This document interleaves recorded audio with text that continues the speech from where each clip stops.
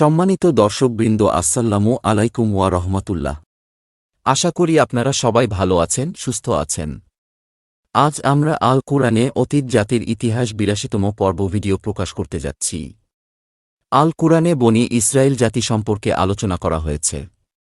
আল্লাহ তাআলা যেমন অনেক নবী রাসূল প্রেরণ করেছেন, তেমনি কুরআন মজিদে অনেক ঐতিহাসিক ঘটনাও উল্লেখ করেছেন। আমাদের আজকের ভিডিও শুনলে কুরআনের আয়াতের আলোকে বনি ইসরায়েল জাতি সম্পর্কে ইতিহাস জানতে পারবেন। তাই ভিডিওটি স্কিপ না করে ধারাবাহিকভাবে শুনতে থাকুন। বনি ইসরায়েল জাতি সম্পর্কে আল কুরআনে বিশদভাবে আলোচিত হয়েছে। এই জাতিটি একসময় শ্রেষ্ঠ জাতি হিসেবে খ্যাতি লাভ করেছিল। তারা আল্লাহর নিকট শ্রেষ্ঠতম নেয়ামত পেয়ে ধন্য হয়েছিল।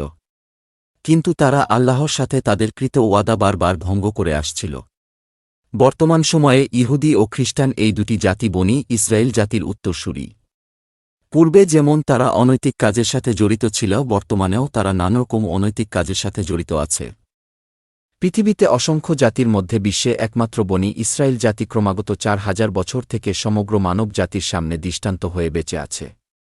আল্লাহর বিধান অনুযায়ী জীবন যাপন করার পথে কোনো জাতির জীবনে যত চড়াই উতরাই আসতে পারে, তার সবগুলোরই সন্ধান পাই আমরা এ জাতিটির মর্মান্তিক ইতিকথায়। ইসরায়েল শব্দটি হিব্রু ভাষা। এর অর্থ আব্দুল্লাহ বা আল্লাহর বান্দা বা দাস। হজরত ইয়াকুব আলাইহিস সাল্লামের অপর নাম।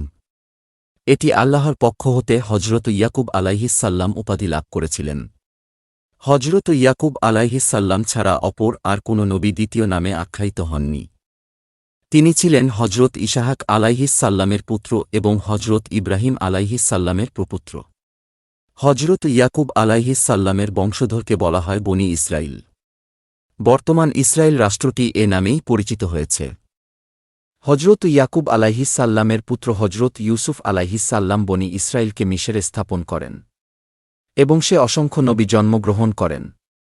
হজরত মুসা আলাইহিস সাল্লাম, হজরত সুলাইমান আলাইহিস সাল্লাম, হজরত ঈসা আলাইহিস সাল্লাম, হজরত দাউদ আলাইহিস সাল্লাম এসব নবী বনি ইসরায়েল জাতির বংশধর। বনি ইসরায়েল জাতির অপকর্মের জন্যই আল্লাহ তাদের উপর লানত দিয়েছেন। তারা বর্তমানে অভিশপ্ত জাতি হিসেবে আখ্যায়িত। খ্রিস্টান ও ইহুদি জাতির যে সব ইতিহাস লেখা হবে তা বনি ইসরায়েল জাতির ইতিহাস।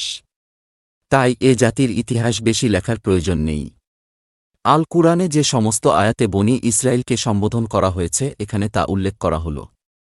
এখানে উল্লেখ্য যে অনেক আয়াত বনি ইসরায়েল জাতি ও হজরত মুসা আলাইহিস সাল্লামের সাথে ওতপ্রোতভাবে জড়িত। তাই কোনো আয়াত হজরত মুসা আলাইহিস সাল্লাম ও বনি ইসরায়েল জাতি উভয় স্থানে লেখা হয়েছে। হজরত মুসা আলাইহিস সাল্লাম ও বনি ইসরায়েল জাতিকে ফিরাউনের সৈন্যবাহিনী হত্যা করার জন্য তাদের পিছু ধাওয়া করে। হজরত মুসা আলাইহিস সাল্লাম ও তার জাতি সাগর পার হয়ে যায় এবং ফিরাউন ও তার সৈন্য সামন্তরা পানিতে ডুবে মরে। এরপর বনি ইসরায়েল জাতিকে আল্লাহ তাআলা ফিলিস্তিন নামক রাষ্ট্র দান করেন এবং তাতে অনেক বরকত দান করেন। হযরত মুসা আলাইহিস সাল্লামের মৃত্যুর পর বনি ইসরায়েল যখন ফিলিস্তিনে প্রবেশ করে, তখন সেখানে বিভিন্ন জাতি বসবাস করত। তাওরাতে বনি ইসরায়েলকে হেদায়েত দেয়া হয়েছিল যে তোমরা ফিলিস্তিনে প্রবেশ করে তাদের নিকট হতে ভূখণ্ড ছিনিয়ে নিবে, তাদের সাথে বসবাস করবে না এবং তাদের নৈতিকতা, আকীদা ও বিশ্বাসগুলো এড়িয়ে যাবে। বনি ইসরায়েলগণ ফিলিস্তিনে প্রবেশের পূর্বে সেখানে হিত্তি, আম্মাত্তরি, কানানি, ফিরিজবি, ইয়াবুসি, ফিলিস্তিন ইত্যাদি জাতি বাস করত। তারা মারাত্মক ধরনের শিরিকে লিপ্ত ছিল। এদের সবচেয়ে বড় দেবতার না ছিল ইল। একে তারা বলত দেবতাগণের পিতা। তার স্ত্রীর নাম ছিল আশিরাহ।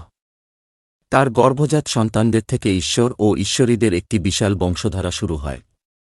এ সন্তানের সংখ্যা দাঁড়ায় ৭০-এ। তার সন্তানদের মধ্যে সবচেয়ে শক্তিশালী ছিল বাল। তাকে বৃষ্টি ও উৎপাদনের ঈশ্বর মনে করা হতো। তার স্ত্রীকে উনাস এবং ফিলিস্তিনে তাকে বলা হতো ইস্তারাত। তাদের দেবতাদের মধ্যে কেউ ছিল মৃত্যুর দেবতা, কেউ ছিল দুর্ভিক্ষের দেবতা, কেউ মহামারীর। এভাবে বহু দেবদেবীর আবির্ভাব হয়। একই সাথে তাদের নৈতিকতারও অবনতি ঘটে। তাদের উপাসনালয়গুলোতে ব্যভিচারের আড্ডায় পরিণত হয়। মেয়েদেরকে দেবদাসী বানিয়ে উপাসনালয়গুলোতে রাখা এবং তাদের দিয়ে ব্যভিচার করানো ইবাদত ও উপাসনার অঙ্গে পরিণত হয়েছিল। এ ধরনের আরও বহু চরিত্র বিধ্বংসী কাজ সেখানে হতো।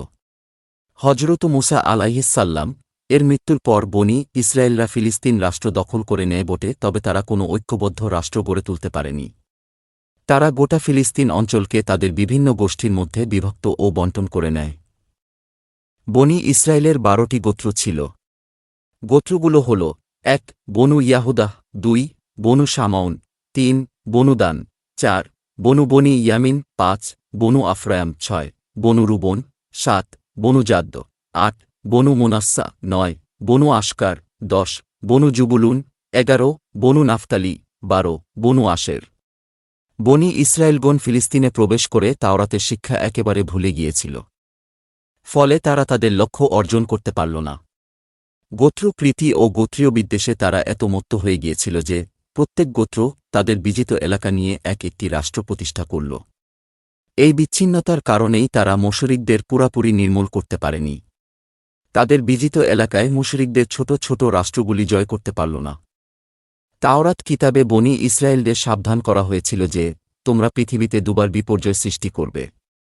প্রথম পর্যায়ে বিপর্যয় শুরু হয় শিরিকের মাধ্যমে। তাদের ভিতর বাল পূজা ও মূর্তি পূজার প্রচলন শুরু হয়। অথচ তাওরাতে মূর্তি পূজা করা নিষেধ ছিল। তৌরাত কিতাবে মূর্তি পূজা সম্পর্কে ১৯৯৮ সালে বি.এস প্রকাশিত তৌরাত শরীফের বাংলা অনুবাদে যে নিয়ম লিখা আছে তা হল এই যে সমস্ত জাতিদের বেদখল করিতে যাইতেছ তোমাদের মাবুদ তোমাদের সম্মুখ হইতে তাহাদের একেবারে ধ্বংস করিয়া দিবেন।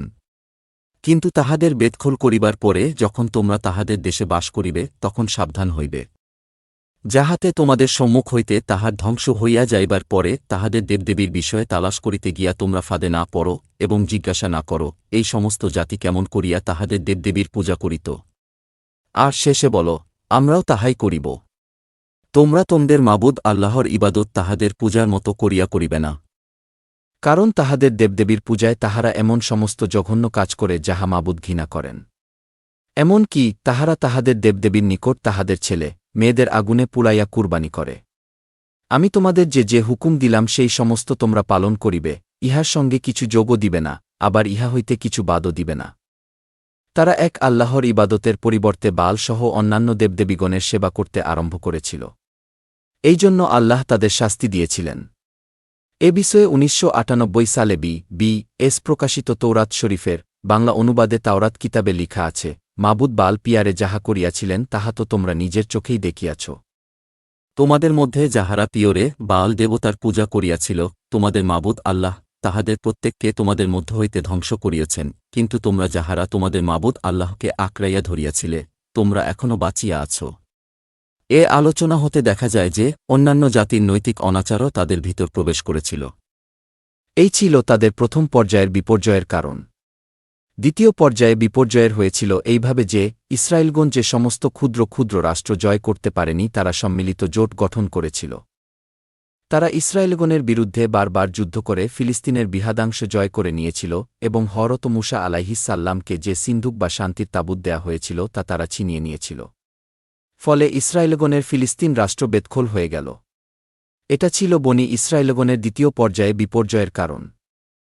পরবর্তী পর্যায়ে বনি ইসরায়েলগণ অনুভব করল যে তাদের একজন শাসকের অধীনে একটি রাষ্ট্র প্রতিষ্ঠা করা দরকার। এ সময় তাদের মধ্যে শামুয়েল নবী অবস্থান করছিলেন। তারা নবীকে বলেছিলেন যে আমাদের জন্য একজন বাদশাহ ঠিক করে দিন, আমরা লড়াই করে ফিলিস্তিন রাষ্ট্র গঠন করব। ফলে শামুয়েল নবী ১০২০ খ্রিস্টপূর্ব অব্দে তালুতকে তাদের বাদশাহ নিযুক্ত করে দিলেন। তালুতের কথা শুনে তারা বলল, এটা কেমন করে হতে পারে? সে তো আমাদের তুলনায় সম্পদশালী লোক নয়। নবী জবাবে বললেন, আল্লাহ তাকেই তোমাদের জন্য বাদশাহ মনোনীত করেছেন এবং তাকেই জ্ঞান ও শারীরিক যোগ্যতা দান করেছেন। আল্লাহ যাকে ইচ্ছা তাকে তার রাজত্ব দান করেন। শামুয়েল নবী আরও বললেন, আল্লাহর পক্ষ হতে বাদশাহ নিযুক্তির আলামত হচ্ছে এই যে তোমরা মূসা ও হারুনের সিন্ধুকটি ফিরে পাবে। তালুত ফিলিস্তিন রাষ্ট্র দখল করার জন্য এগিয়ে যাওয়ার সময় বললেন, আল্লাহ পক্ষ হতে তোমাদের একটি পরীক্ষা করা হবে। তিনি বললেন, যে ব্যক্তি সামনের নদীর পানি পান করবে সে আমাদের সহযোগী নয়, তবে ২-১ আজলা পানি পান করলে তাতে দোষ হবে না। কিন্তু স্বল্প সংখ্যক লোক ছাড়া অধিকাংশ লোক নদীর পানি পান করল। তালুত বাদশাহ নদী পার হয়ে সামনে অগ্রসর হলেই তখন তারা বলল, জালুত ও তার সৈন্যবাহিনীর সাথে যুদ্ধ করার ক্ষমতা আমাদের নেই। কিন্তু তালুত বাদশাহ স্বল্প সংখ্যক সৈন্যবাহিনী নিয়ে জালুত ও তার সৈন্যবাহিনীর মোকাবিলা করল। হজরত দাউদ আলাইহিসসাল্লাম জালুতকে হত্যা করল। ফলে জালুতের সৈন্যবাহিনী ছত্রভঙ্গ হয়ে পালিয়ে গেল ও পরাজয় বরণ করল। ফলে বনি ইসরাইলগণ আবারও ফিলিস্তিন রাষ্ট্র গঠন করতে সক্ষম হল। আজকের ভিডিওতে বনি ইসরাইল জাতির ইতিহাসের কিছু অংশ আলোচনা শেষ করা হল। আগামী পর্বে বনি ইসরাইল জাতির বাকি ইতিহাস ধারাবাহিকভাবে আলোচনা করা হবে ইনশাল্লাহ। সবাইকে শোনার আমন্ত্রণ রইল। আল্লাহ হাফিজ। আসসালামু আলাইকুম ওয়া রাহমাতুল্লাহ।